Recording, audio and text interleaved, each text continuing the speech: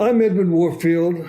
I'm the publisher of Citybiz, and I'm honored today to interview Perth Tolle, who's the sponsor of the Freedom ETF. Welcome, Perth. Thanks for having me. You spent some time at Fidelity when all of a sudden you came up with this idea for starting an ETF. Can you provide the backstory for the launch? Yeah, actually, the idea came long before Fidelity. I grew up in both China and the United States. I was born in Beijing, and I came to the U.S. around age 9.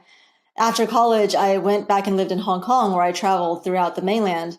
And there I saw some things that made me realize that freedom was important, that it had made a difference in my life and in the markets in these various places in China versus Hong Kong versus the U.S. And that's where the seed for the idea came from. Now, of course, at that time, I was 23 years old and I had no idea what an ETF was. And then when I came back and I worked at Fidelity as a financial advisor for 10 years, I had other clients who, like me, were concerned about investing in their home countries because of either the autocracy or the terrorism or the human rights practices.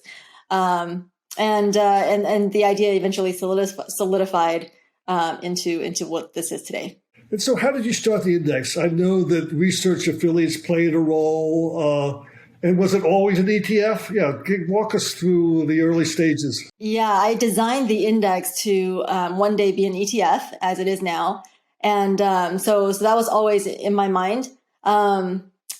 First, because it's a freedom weighted versus market cap weighted, the reason why we do that is market cap weighted emerging market strategies tend to have a heavy concentration to autocracies. China is usually the biggest weight. Right now, it's around 35%. In most market cap weighted emerging markets index funds. And that's a lot for one country. At its height last year, it was around 40 to 45%, depending on the fund. So also in the top 10 are Saudi Arabia and Russia in most funds.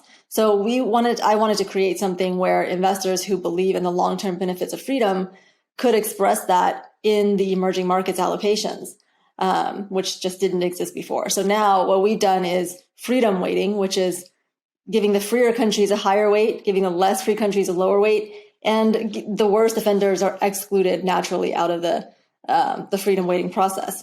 So the first thing we had to do is kind of create a way to quantify human freedom metrics.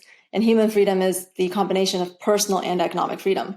And we did that. And then one of our data providers also did the same thing. So we exchanged notes, and they allowed us to use their data. So now we're using third-party quantitative data for our freedom metrics. Once that happened, then we had to shop the idea around to different firms. I first wanted to license the index to firms like iShares or Vanguard. They weren't really interested in something like this. So then we had to launch on our own. And that's where Rob came in. Rob Arnott is the founder of Research Affiliates. They're probably the biggest non-cap weighted indexing firm out there. They have about, I believe it's now 190 billion linked to their indexes that are tracking their indexes. So because they were doing non-cap weighted indexing and I wanted to do non-cap weighted indexing, I called them when I left Fidelity and I said, hey, do you guys want to partner on this? And they were like, no, please go away. And so eventually I spoke on a panel that I was on there with a guy named David Kotok. And after the panel, he invited me to this thing called Camp Kotok, which is a camp for 50 economists up in Maine in the woods with no Wi-Fi for 3 or 4 days. And I was like, who does this? So I go to this camp, and on the way there, on the seaplane, I meet Rob Arnott. He actually doesn't go every year. He only went that year after having not gone for 7 years before that because he lost a bet to someone there and he had to pay it back. So that's how I met Rob. We talked about my idea at the time. It wasn't in existence yet as a fund, but he decided to become an investor at that point. And then once I decided to launch the fund on my own, he became a part owner in the company as well. So it looks like a little serendipity and luck always play an important role in a startup. So yeah, that's definitely something I could not have orchestrated. So this has always been something that's bigger than me, and I can't really take credit for a lot of the success that we had. Okay, so walk us a little bit in a little more detail on the concept, transitioning from a concept to a strategy, and the relationship between personal and economic freedom, and tell us about what the Human Freedom Index is and what are the metrics. Walk us through all those things that you pull together for the ETF. Yeah, so we're using third-party quantitative metrics that encompass 76 different variables on personal and economic freedoms, or I divide them into civil freedoms, political freedoms, and economic freedoms. Civil freedoms are things like terrorism, trafficking, torture, women's rights, or internal organized conflict. So there's a lot of wars in a country, something like that. And then political freedoms are things like freedom of speech, religion, media, press, assembly, the civil procedures, criminal procedures, judicial independence, and so forth. And then economic freedoms are the things that we're more familiar with, like taxation, rule of law, private property rights, business regulations, soundness of monetary policy, freedom to trade internationally. And these are things that we've seen being hit a lot in the largest emerging markets, like China, who has had a lot of government intervention in their markets recently into private market activity that has affected their business and trade. So we're trying to invest in the markets where there's less constraints placed on businesses by the government, and also less constraints placed on people by the government as well. So that's a country level metric, and we look at freedom on the country level using these metrics. And then once we have the country weights, we select the top 10 largest, most liquid stocks within that country. And those are market cap weighted, and we do exclude state-owned enterprises. So the stocks are market cap weighted within their freedom weighted country weights. So which country, and is this rebalanced every year, the countries? It's rebalanced once a year because the data does come out once a year, the human freedom data. And so which countries are moving up and which countries are moving down? Yeah, so actually interesting. This year we had a couple of countries get excluded that were included before. India and Thailand were dropped. And as a result, Malaysia and Brazil were added. This was mostly due to drops in scores versus increases in the ones that were added. So India's score dropped due to they had some blackout of internet in places that had protests. They had some government intervention on the part of the media, so government coercion to the journalists and to the media, and their repression of the Kashmir people caused their scores to decrease. Now, I do expect India to come back into the index basically anytime. They're the most on the cusp country, and sometimes they've been in and sometimes they've been out because they were always on the cusp. I love India, but my personal opinion doesn't factor into the methodology at all. It's all based on those third-party quantitative metrics and those are from the Cato Institute and the Fraser Institute.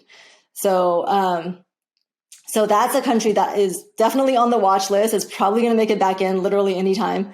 And then other countries to watch are, I think Colombia is Colombia, Malaysia on the cusp is in right now, may not be in later on. And South American countries like Brazil, where things are changing very quickly. And so why did you focus on emerging markets? Yeah, that's a great question because we could have done any other asset class as well. But the reason why is because in the emerging markets, there's just such a huge discrepancy among the countries as far as freedom levels. In the developed markets, they're all pretty free. And I think that speaks to the benefits of freedom to development. And so in emerging markets, there's a huge discrepancy between countries as far as freedom levels. There's, very free countries like, Taiwan, Chile, Poland, South Korea, and there's very unfree countries, like China, Russia, and Saudi Arabia, which are often all in the top 10 of most cap-weighted emerging markets funds. So we saw an opportunity to capture alpha there in the long run because these countries potentially should outperform, we'll see, their less free peers. And so what is the mix of your investors? Are they individuals, institutions, retail, advisors? Where's your funding coming from? Yeah, so right now we're at about 100 million in assets under management, and most of that is retail. So I'm based on what I know about who is invested in the fund, and I don't have any visibility into who is invested in the fund unless they tell me. I mean, there's certain programs that will tell you like the top holders, but that's about it. And then the holders are like, Raymond James. So you can't really see firm or office level. At least I don't have that information. So based on what I've been told, it is mostly retail and advisors who work with retail. So, and I'm very grateful for that because it shows that, individuals are resonating with the concept. How are you scaling, and are there any new funds that you have on the horizon? Yeah, now that we've hit this milestone, a lot of people are asking that question. And there are a lot of ideas in the hopper and that we're working on. I'm trying to do the next product as, based on demand versus what I think would be most interesting. I personally think frontier markets would be very interesting, but that's very hard to create into an ETF because of the lack of liquidity in those markets. So that may or may not be our next product. I actually don't know what the next one's going to be. So is there any part of the Perth story or FRDM ETF story that you haven't told us that you'd like to share with us? It's been interesting to see the performance. We've launched in 2019 in May. Right after that happened, the Hong Kong protests began, and freedom became a core issue in these conversations.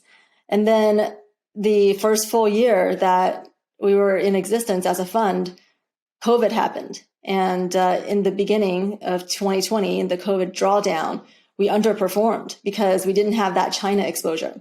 I believe we are the only emerging markets fund that has no China without being specifically mandated to be an ex-China fund. So we're trying to get at the root of the issue of why we don't have China in there is the lack of freedom, lack of, transparency, the high corruption and so forth, which is why a lot of people don't invest in emerging markets in the first place. We're trying to get at the root of that instead of just chop China out of a, market cap weighted emerging markets fund, which to me makes less sense to do. So yeah, that in the beginning of 2020, we had some underperformance because of that lack of China exposure. But then we strongly outperformed the recovery, and during that recovery, we outperformed broad emerging markets ex-China, and emerging markets ESG. So at the end of the year, we came out about even, and now this year, obviously, we're outperforming because of that. Because we don't have China and we haven't been exposed to all of this market collapse that's been happening over there due to the government interventions. So it's interesting to see the performance. And what I have expected is that freer markets do grow more sustainably, recover faster from drawdowns, and they use their capital and labor more efficiently, or their human and economic capital more efficiently. So they have less capital flight and capital destruction. And we've seen that play out. So I'm really happy about that. So are you seeing any impact of what you're doing on any countries? I mean, I know that may give it 100 million, but when you get to 10 billion, I mean, will your initiative, do you think it'll have any impact in terms of economic and personal freedom? You know what? I think we're too small to have that kind of impact at this point. Right now, we exist mainly to make an impact for our investors' portfolios and just for investors to be able to express their preference for freedom in their portfolios and their emerging markets allocations specifically. As far as countries, we've recently seen some very brave actions on the part of the Women's Tennis Association on behalf of Peng Shuai. And I think that is the kind of thing that will eventually change outcomes. And we are trying to do that as well. And we're trying to lead that in the Wall Street space because no one else seems to be willing to at this point. But we are still very small. Now, if we become bigger, then yeah, maybe countries will take notice. But right now, we're not at that size. I just finished reading a book by Parag Shah called Move, which is a very interesting book on, mobility, which is coming from so many, vantage points. Obviously, climate warming to digital nomads to everything. But it'll be interesting. Interesting in the context of your ETF. That would be great. Thank you.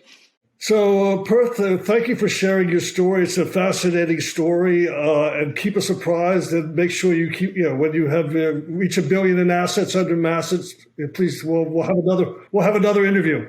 Okay, sounds good. See you at $1 billion.